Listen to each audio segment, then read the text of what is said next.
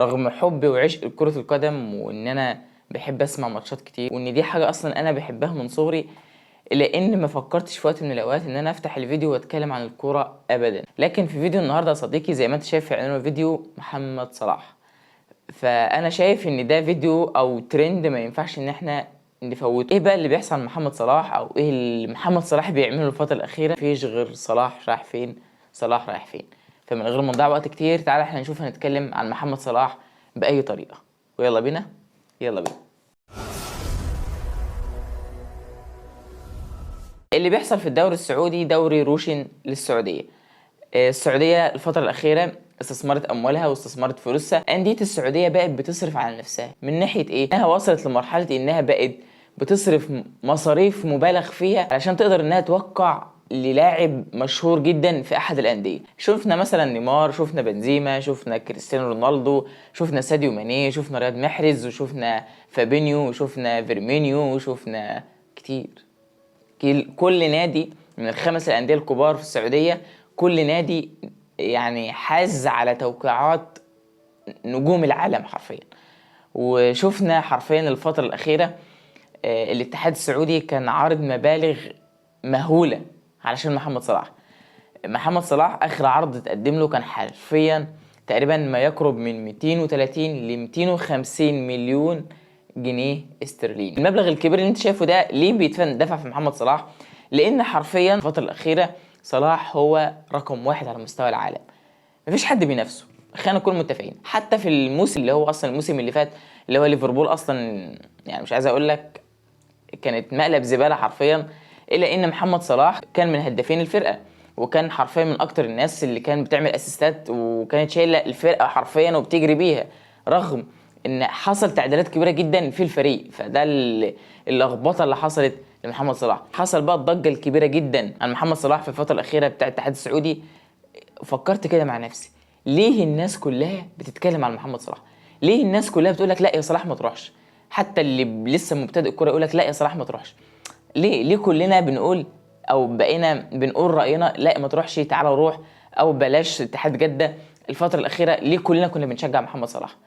فده اللي لفت نظري الفتره الاخيره لما محمد صلاح الموسم الاول يعني كسر الدنيا، قلت عادي يعني موسم وهيركن. الموسم الثاني كسر الدنيا، قلت برضه ايه يعني موسم وهيركن. لما لقيته راجل بينافس، راجل بيحطم ارقام قياسيه، راجل بيحطم ارقام قياسيه، قلت لا يا جماعه.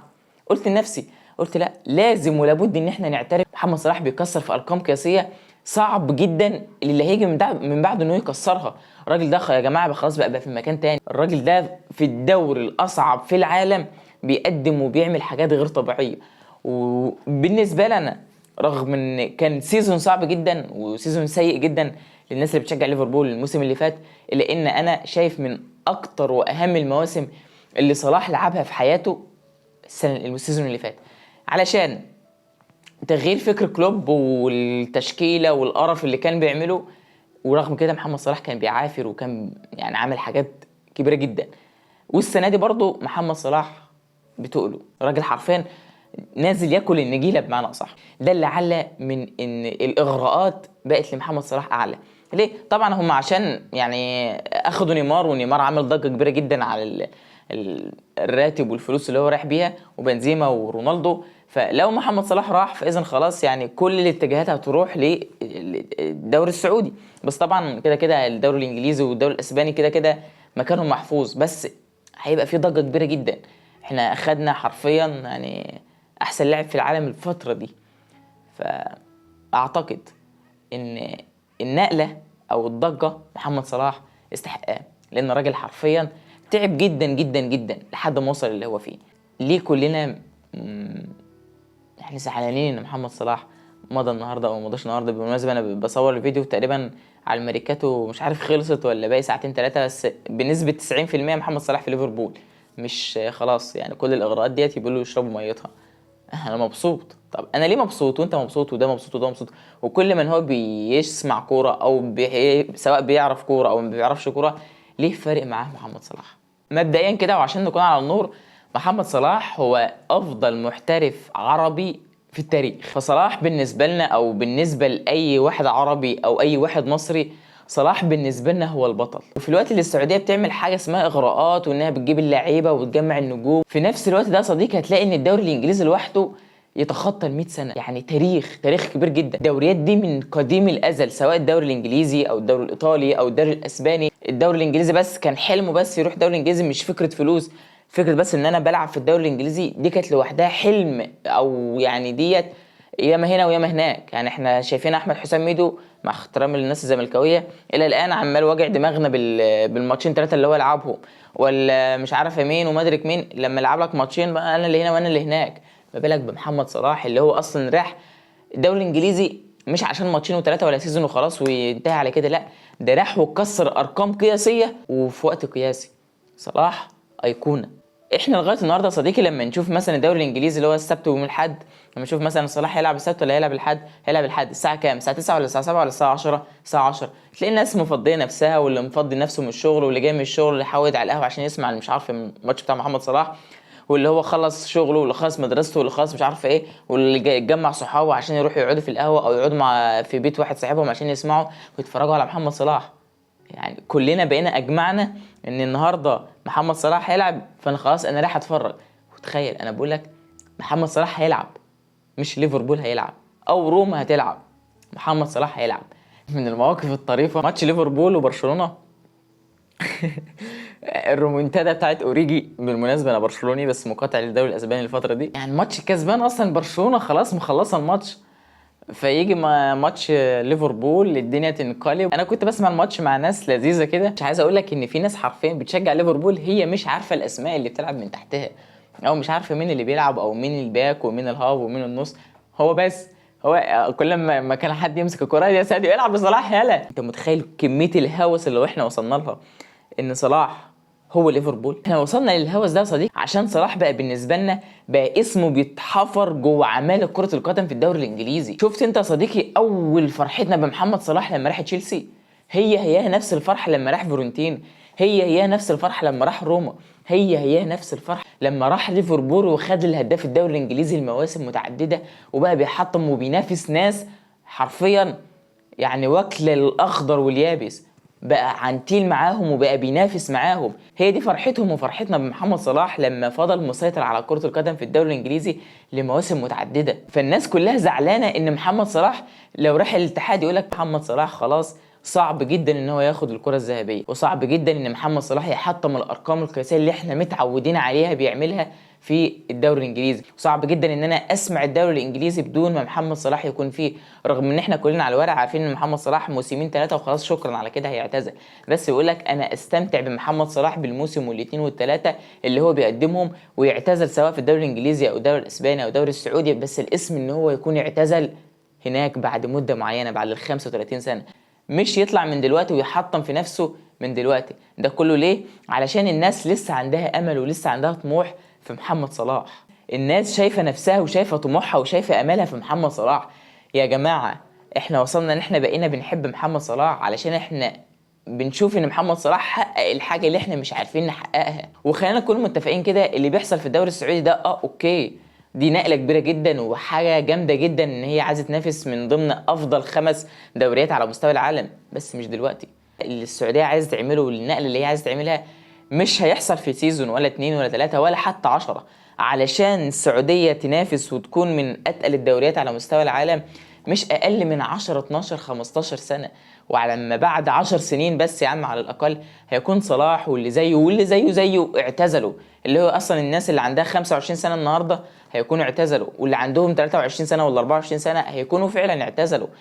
فكلنا شايفين املنا في محمد صلاح في السيزون ولا الاثنين ولا الثلاثه، او لو هو راح السعوديه هيزعلوا على كميه الاهتمام والفرحه والسعاده اللي كانوا شايفينها في محمد صلاح في الايام اللي فاتت، فيقول لك لا محمد صلاح ما يروحش الدوري السعودي. السيزون اللي فات كان معروض على السعوديين انهم يشتروا ليفربول تقريبا او حاجه زي كده، كان ب 400 مليون جنيه استرليني او 500 مليون جنيه استرليني.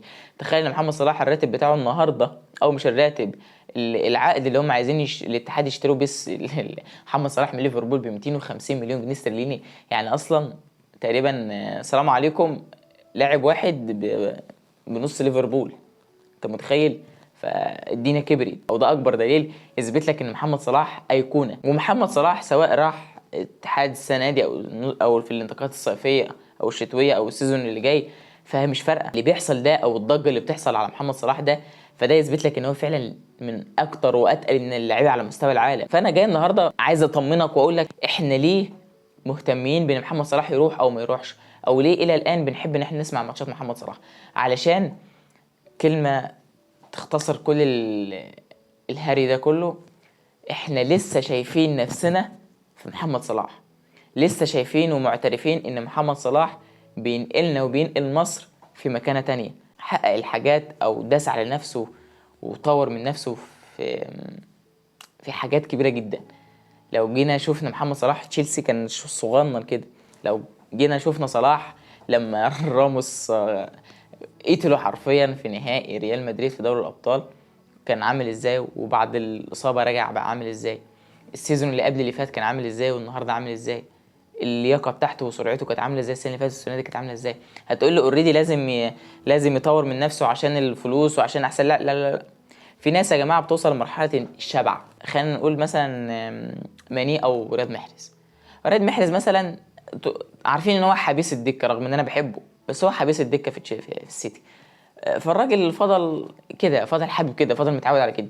فلما خد البطولات او لما خد البتاع مش عارف ايه والاغراءات جات له من السعوديه والكلام ده كله، فقال لي لا كفايه كده عليا او كده، انا راجل خدت افريقيا وخدت البطولات وحقيقي يعني خد كل البطولات اللي هو يحلم بيها سواء مع السيتي او سواء مع الجزائر. فالراجل يعني راجل حته تقيله جدا، فقال كفايه على كده، يلا اعمل حاجه السلام عليكم وراح اخد لي قرشين واقعد مع زوجتي ولسه متجوز امبارح تقريبا، المهم، واقعد واخد لي القرشين المحترمين واعيش اعمل حاج وراح دماغ.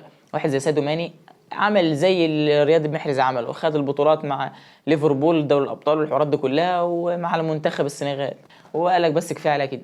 طب صلاح قال لك انا مش شبعان، انا لسه عايز اكمل، انا لسه بحلم بان انا اكون افضل لاعب على مستوى العالم. فاحنا لسه شايفين نفسنا في محمد صلاح. محمد صلاح سواء انتقل او ما انتقلش، دي الحاجه اللي انا جاي افض بيها الجدال بقى من وجهه نظري. الارقام الخياليه اللي بتندفع في محمد صلاح ده يثبت لك ان محمد صلاح من اتقل لاعيبه العالم في الوقت الحالي، بينافس الاتحاد وبينافس الدوري الانجليزي وبينافس الهدافين الراجل بيعافر، الراجل عايز ياخد افضل لاعب على مستوى العالم. واعتقد ان محمد صلاح لو اخد افريقيا مع المنتخب والسيزون اللي جاي يعني طور من نفسه واخد دوري الانجليزي ودوري الابطال، فاقول لك ان السيزون اللي جاي محمد صلاح افضل لاعب على مستوى العالم. دي من وجهة نظري. غير كده فصلاح بيحفر في إبرة مخرومة، في قربة مخرومة. فدي وجهة نظري الشخصية وبعتها تالت، سواء صلاح راح أو ما راحش، فصلاح من وجهة نظري الشخصية في الوقت الحالي هو الأفضل في العالم على الأقل في الوقت الحالي. فمبروك لصلاح سواء راح او ما راحش، ومبروك لينا ان انت بتشاهد لي الفيديو، ومبروك ليا ان انا اول مره اخد الجرأه واتكلم على كره القدم. قولوا لي رايكم بقى، محمد صلاح يستحق اللي هو المكان اللي هو فيها ولا لا؟ وهل محمد صلاح انتوا شايفين من وجهة نظركم يروح للاتحاد ولا يكمل في ليفربول؟ كان معكم محمد ايدك، والى اللقاء في فيديو جديد وغريب. سلام.